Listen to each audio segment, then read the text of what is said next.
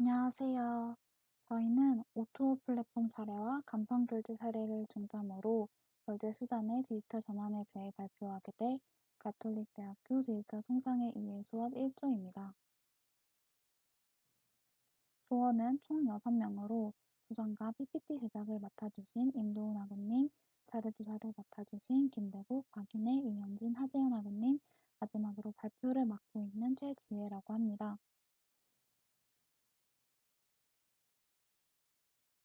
저희는 오토 서비스와 간편 결제 사례를 통해 결제 수단의 디지털 전환에 대해 발표해 보도록 하겠습니다. 본격적으로 발표를 하기에 앞서 디지털 전환에 대해 짧게 정리를 해보자면 디지털 전환이란 4차 산업혁명 확산과 함께 생긴 개념으로 IT 기반의 새로운 기술을 활용하여 더 신속하고 고객 중심적인 비즈니스 모델을 구축한 개념이라고 볼 수 있습니다.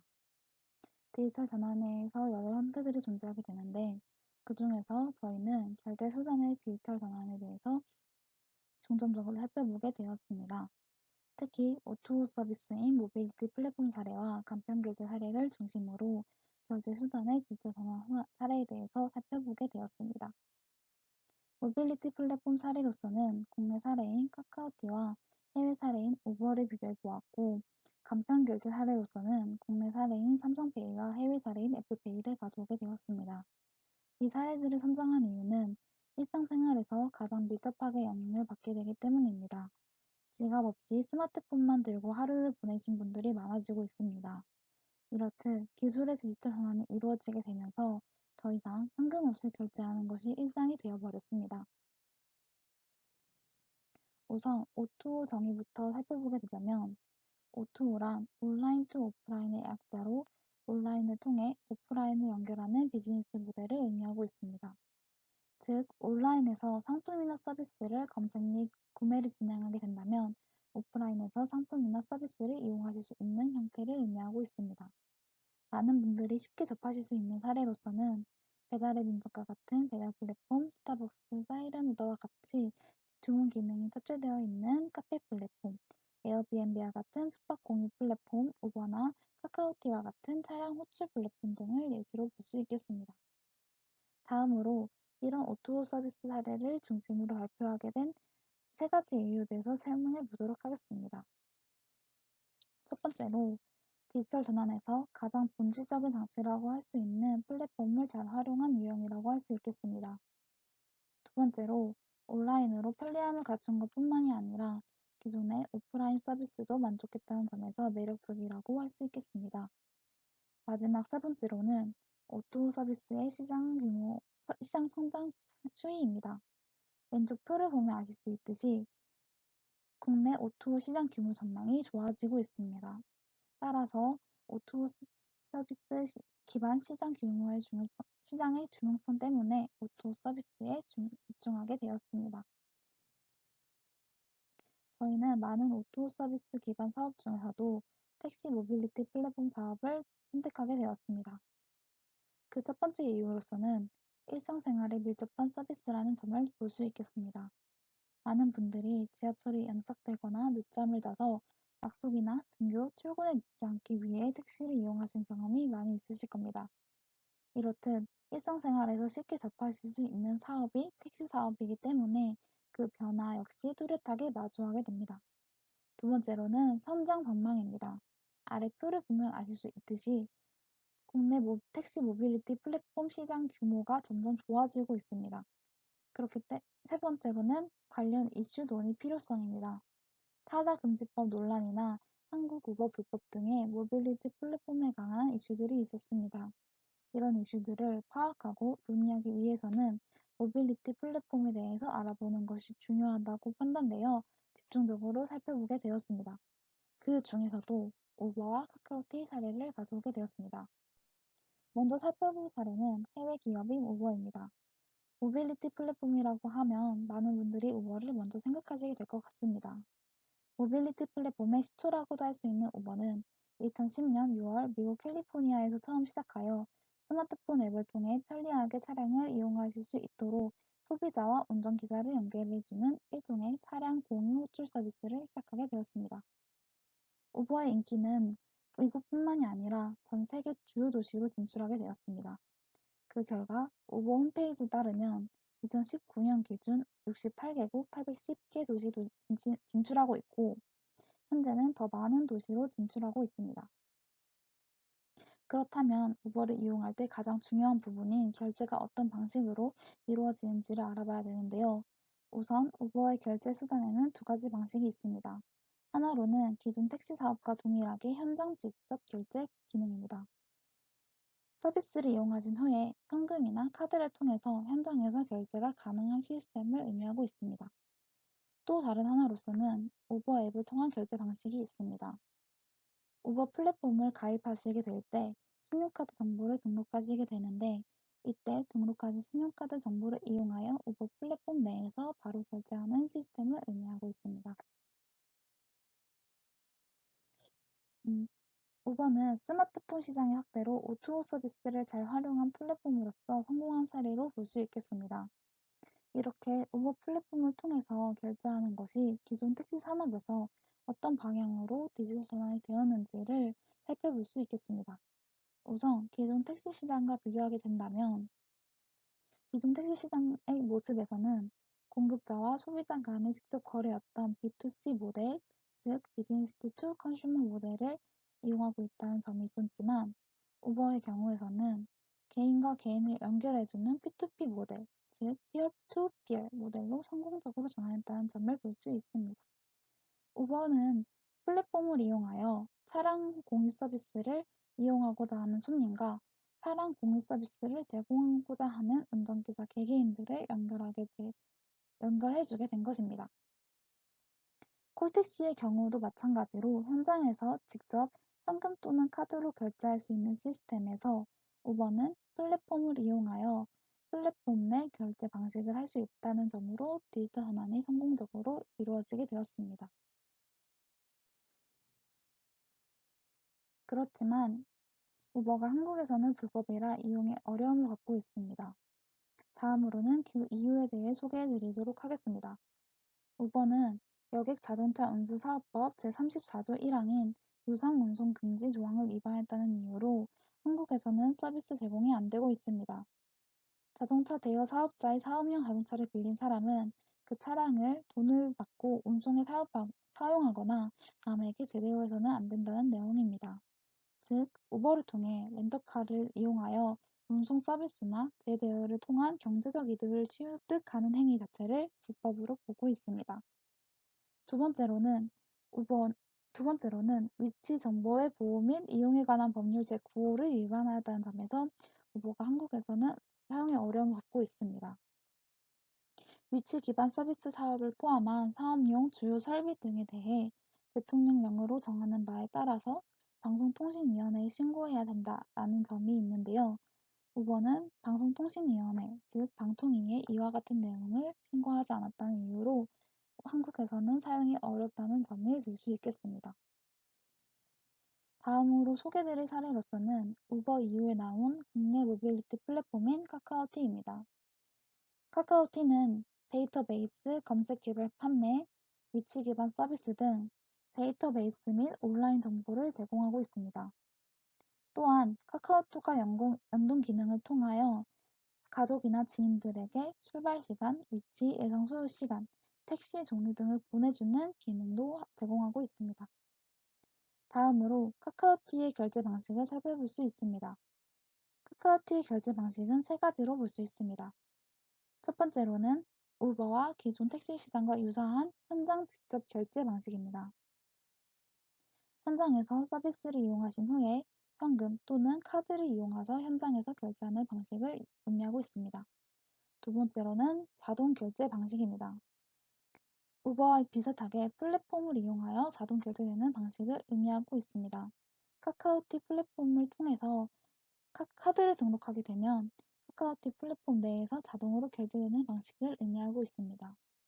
세 번째 방식으로는 카카오티 포인트로 결제하는 방식이 있습니다.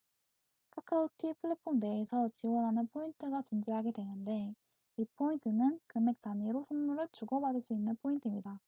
이 포인트를 이용하여 카카오티 플랫폼 내에서 결제 가능한 시스템이 있습니다. 다음으로는 앞서 전달해드린 우버와 카카오티 내용을 통해 공통점과 차이점을 비교해 볼 수 있겠습니다. 아래 표를 통해 알 수 있듯이 두 플랫폼 모두 승차 공유 플랫폼이라는 점에서 공통점을 뽑아볼 수 있겠습니다. 두 플랫폼 모두 기존 택시 산업과 달리 플랫폼을 통해 사용자들을 연결해줬다는 점에서 중개 시스템을 갖추고 있고, 플랫폼 내에서 자동 결제가 가능하다는 점에서 자동 결제 시스템이 도입되었다는 점을 공통점으로 뽑아볼 수 있겠습니다. 그렇지만 차이점으로서는 두 가지가 있는데요. 첫 번째 차이점으로서는 한국 내 사용 가능 여부입니다. 카카오티의 경우 국내 이용을 기반으로 한 서비스로서 한국 내에서 이용이 가능하지만, 우버의 경우 한국에서는 불법이기 때문에 국내 서비스는 이용이 어렵습니다. 두 번째 차이점으로서는 포인트 결제를 볼 수 있겠습니다. 카카오티의 경우에서는 포인트로 결제 가능하지만, 우버의 경우에서는 포인트 시스템이 도입되지 않기 때문에 포인트를 이용하여 결제가 안 된다는 점을 차이점으로 볼 수 있겠습니다. 앞서 본 모빌리티 플랫폼 사례에서 현장 결제가 가능하다고 말씀을 드렸는데요. 이 현장 결제 부분에서도 디지털 환원이 이루어지고 있습니다. 그 사례로 가져온 것이 간편 결제입니다. 우선 결제의 가장 보편적인 형태는 지급 결제를 의미하고 있는데요. 지급 결제란 현금이나 신용카드 등의 지급 수단을 이용하여 다양한 경제 활동을 하는 행위를 일컫고 있습니다. 많은 지급 결제의 형태들이 있는데, 그 중에서도 간편 결제는 신용카드에서 디지털 전환이 이루어진 사례로 볼 수 있겠습니다. 디지털 전환이 이루어지기 전에는 실물 신용카드를 이용하여만 카드 결제가 가능하였는데요. 실물 신용카드를 직접 들고 다니셔서 단말기를 이용하여 결제하는 방식을 이용하셔야 됐었습니다. 그렇지만 디지털 전환이 이루어지고 난 후에서는 스마트폰 내에 카드 정보를 탑재시켜 실물 카드가 없이도 스마트폰만 이용하여 카드 결제가 가능하게 되었습니다. 이를 간편 결제로 일컬어 볼 수 있겠습니다. 간편 결제 사례로서는 네이버페이, 위치페이, 카카오페이 등 많은 사례들이 있지만, 저희는 국내 사례인 삼성페이와 해외 사례인 애플페이를 가져오게 되었습니다. 우선 삼성페이에 대해 살펴볼 수 있겠습니다. 삼성페이는 2015년 8월 공식적인 한국 핀테크 시장에 진출하여 선보이게 된 간편 결제 서비스로서 삼성에서 제공하는 모바일 결제 및 전자지갑 서비스로 정의드릴 수 있겠습니다. 과거에는 카드 결제를 위해서 실물 카드가 반드시 필요하기 때문에 직접 카드를 들고 다녀야 된다는 번거로움이 있었습니다. 그렇지만 삼성페이는 삼성 스마트폰 내에 모바일 결제 시스템을 탑재시켜 모바일 간편 결제를 가능하게 만들었습니다. 삼성페이는 카메라 또는 카드 정보 자동 인식을 통하여 카드 정보를 등록하게 되면 이후 실제로 결제하실 때는 지문 인증을 통해 카드 결제가 되는 시스템을 갖추고 있습니다. 휴대폰을 카드 리더기에 대면 자동으로 카드 결제가 완료되는 시스템을 갖추고 있습니다. 삼성페이의 결제 방식은 NFC뿐만이 아니라 MST를 활용한 결제 시스템을 병용하고 있습니다. NFC는 근거리 무선 통신을 의미하는 기술로, NFC를 통하여 결제를 하시게 될 경우에서는 NFC 결제가 가능한 NFC 전용 단말기가 필요하다는 점을 특징으로 뽑아볼 수 있겠습니다. MST의 경우 마그네틱 보안 정송이라는 의미의 기술로, MST는 기존 포스기에서 결제 가능하다는 특징을 뽑아볼 수 있겠습니다. 이를 통해 삼성페이 첫 번째 특징인 편리성을 들어볼 수 있겠는데요.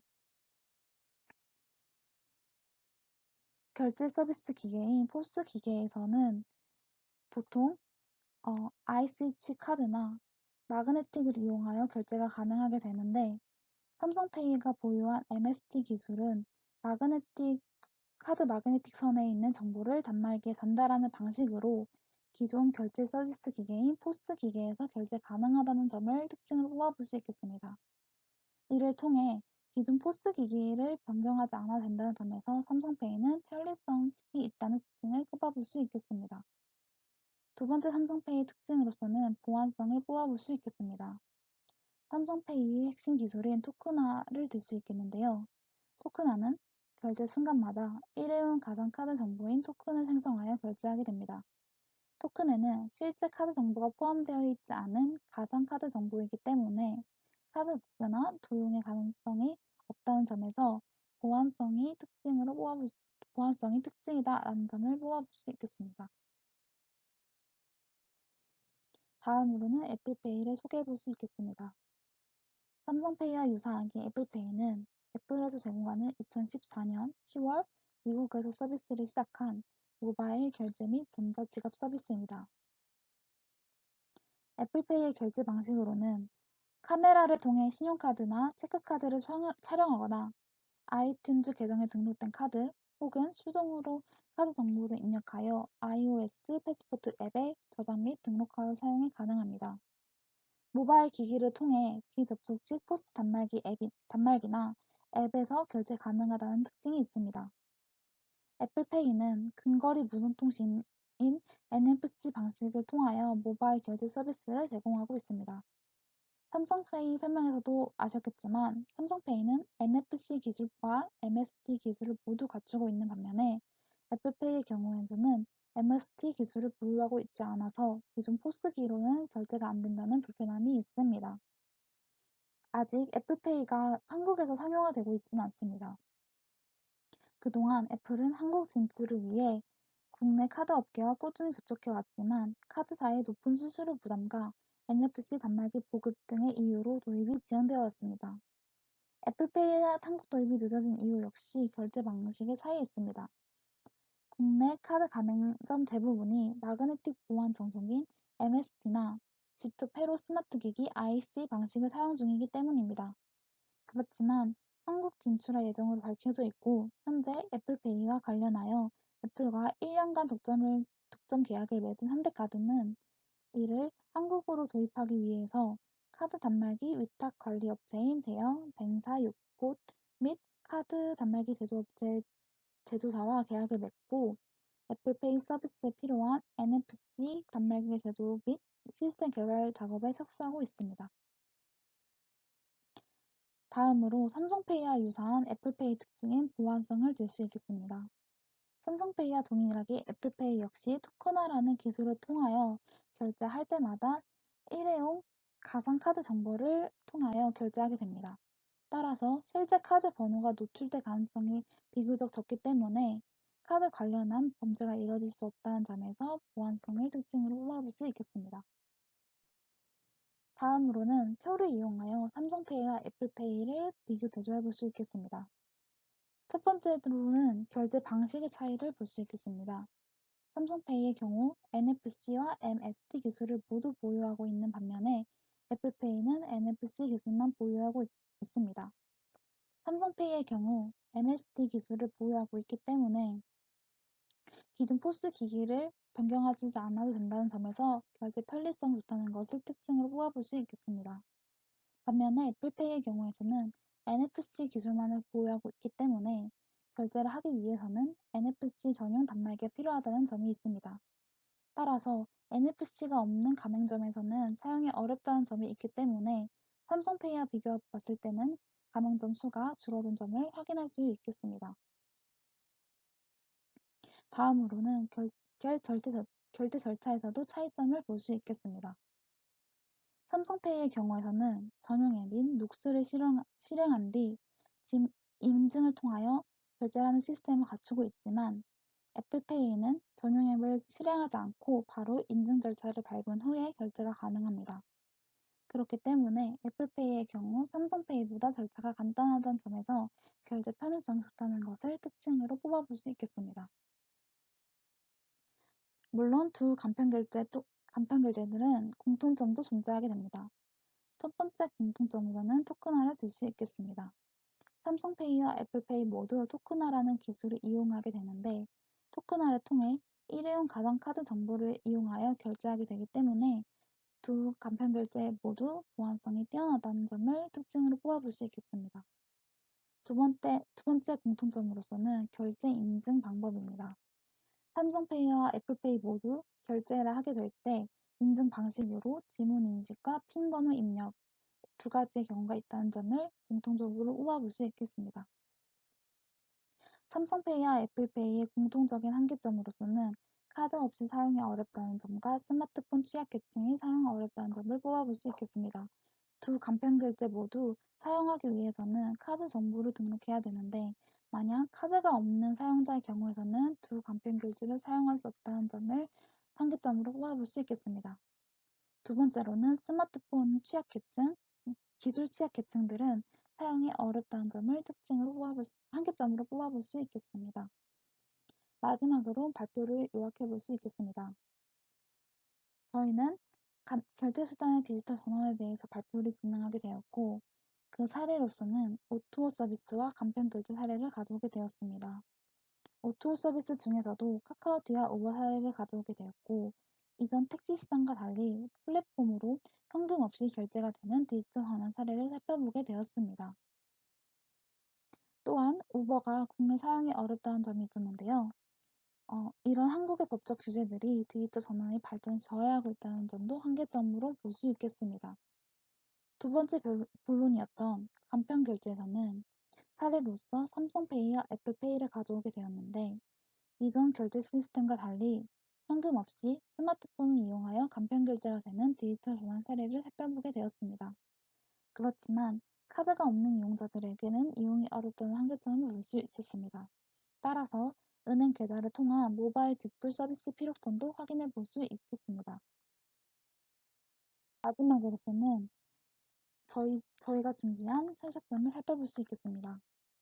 디지털 취약계층, 기술 취약계층이 디지털 전환으로 소외되지 않기 위해서 더 쉬운 사용과 디자인의 보편화, 그리고 홍보가 필요하다고 느끼게 되었습니다. 마지막으로 참고 문헌입니다. 지금까지 발표를 들어주셔서 감사합니다.